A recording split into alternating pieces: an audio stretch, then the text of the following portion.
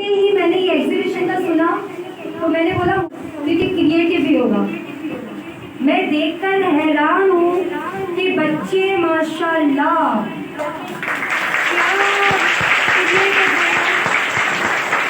ऐसा टैलेंट मैंने नहीं देखा।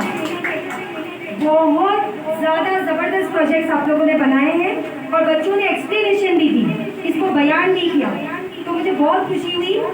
ये तमाम प्रोजेक्ट्स है ना, मैंने बताया ना सबको कमेंट्स दिए क्या क्या मेरी स्कूल में भिजवाना, कौन मुझे सैर करवाएगा अपने रेलवे स्टेशन में, कौन मुझे यूएसए ले जाएगा एयरपोर्ट से, ठीक है।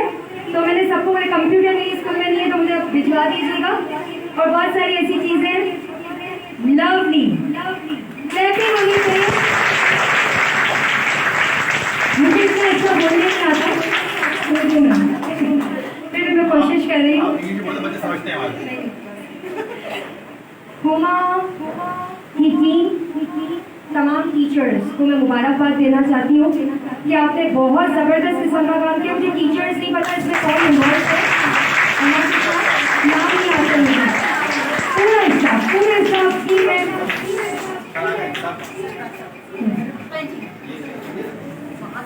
पूरे स्टाफ की मैं हौसला अफजाई करूँगी।